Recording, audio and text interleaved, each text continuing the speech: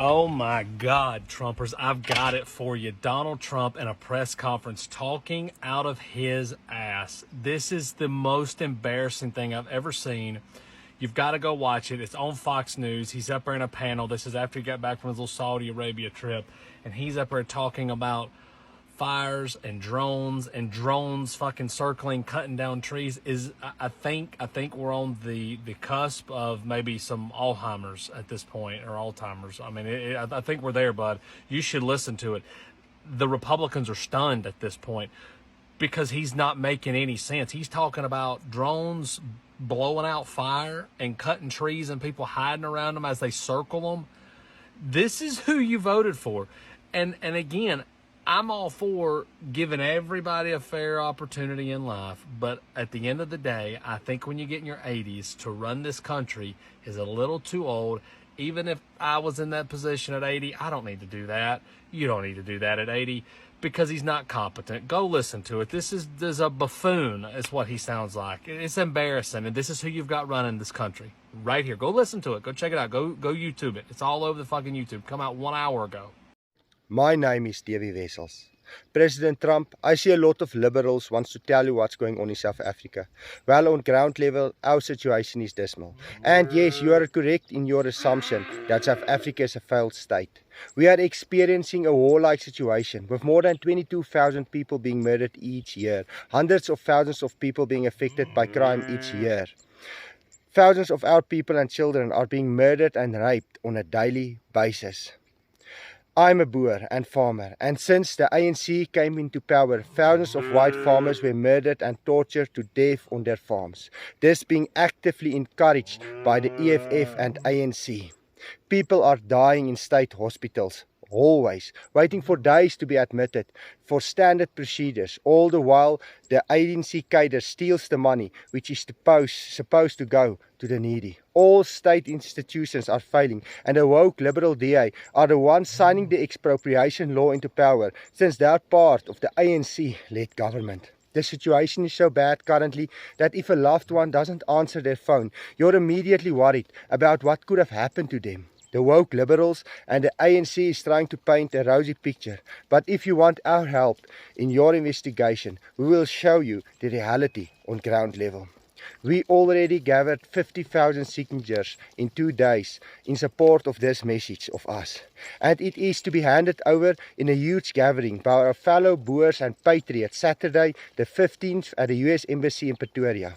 This gathering is organized by myself and fellow Afrikaner Willem Petzer. We sincerely hope this message will reach you, and we want to thank the international community for their continued support. Hey America, Germany calling. So I had a look on everything what is happening in the US since the orange man is on power again. And I don't blame you, because we had 1933, and it seems like Germans didn't learn out of this as well. So, but we have a chance to still fight this, and you are in the middle of this shit. I don't know if you know this, but not many countries left who partnered with the US, and the critics are getting louder and louder. So I'm not sure, but I really think that the good Americans have to stand up now. Do something. I don't know what, but do something, please. Do you support deporting the 1.2 million people who have been through the system, have a final order of removal? Do you support them leaving? Senator, I'm a prosecutor. I go after. No, I didn't ask you if you're a prosecutor. Do you support them leaving? I support people that have committed serious crimes. Do you support the people who have gone through the system, been denied, had their day in court, final order removal? Do you support them leaving? If you have as a committed prosecutor, as a rule of law person? If you have committed a serious crime in this country, that's not the question. So is it your belief that every non-criminal in the world can come to America? No, How it's- many people want to come to America that are non-criminals? Probably hundreds of millions, and I understand why. It's a great country. So my point is, if you're not willing to say that we're going to deport you after you've had your full day in court, you're facing a final order of deportation, we're going to incentivize people to come forever. Mr. Melnick, is that right? How many people did Ronald Reagan provide amnesty to? Estimates are roughly 2.7 to 3 million. How many illegal immigrants are in the country today? I said roughly 13 million, although we don't know the exact I would say estimates. that the last thing we want to do is give amnesty to people here now because we'll be overrun. Elon Musk discovered why we are all broke. Elon Musk, who some people like him, some don't, but he's not a dummy. He's a very successful business person. He's got a top secret security clearance.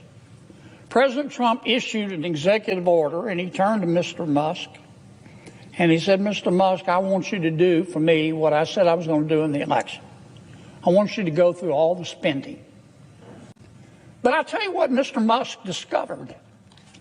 I found it fascinating. He discovered that the American taxpayers are giving money to Afghanistan. He found that we are giving money to Yemen. He found that we are giving money to Syria. I didn't know that. Some of our foreign aid is going to Yemen, Afghanistan, Syria. He found that the USAID has 10,000 people. 10,000 people, employees. And every year they give away $40 billion. He found that the USAID gave money to support electric vehicles in Vietnam. Our money, taxpayer money. He found that USAID gave money to a transgender clinic in India. I didn't know that. I bet you the American people didn't know that. He found that the USAID gave $1.5 million to a Serbian LGBTQ group called Grupa Izladaji. Anyway, they got $1.5 million to, quote, advance diversity, equity, and inclusion in Serbia's workplaces and business communities. What else did Mr. Musk found that my colleagues don't want to talk about? Well, he reviewed a study and then went and checked it. The study was done by the Middle East Forum. They found that USAID spent $164 million to support radical organizations around the world. We're not talking Cub Scout troops here. We're talking about radical organizations around the world. They gave $122 million of that to groups aligned with foreign terrorist organizations. Our taxpayer money. According to this report in Mr. Musk, the USAID has given millions of dollars to, quote, organizations in Gaza controlled by Hamas. Why aren't my colleagues talking about that? Recipients of the money, they found, have, quote, called for their lands to be cleansed from the impurity of Jews. That's what we're giving foreign aid to.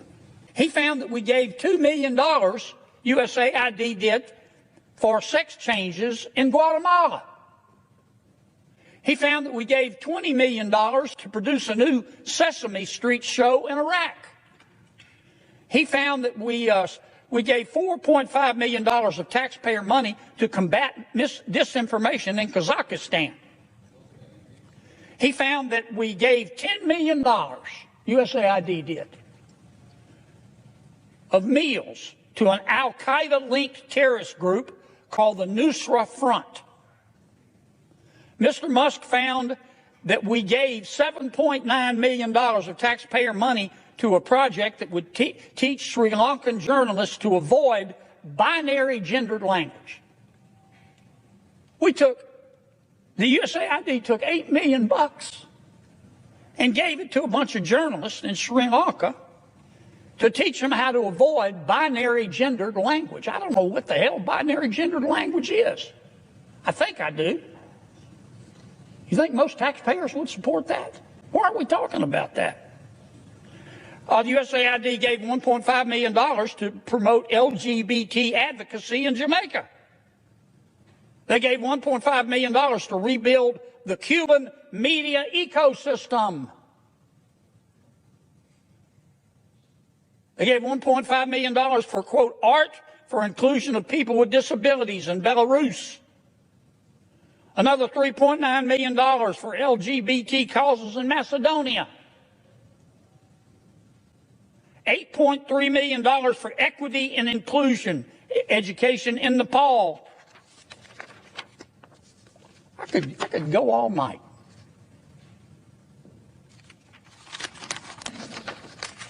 And many of my colleagues are upset. They're really mad at Mr. Musk. Hell, I think we ought to give him a medal.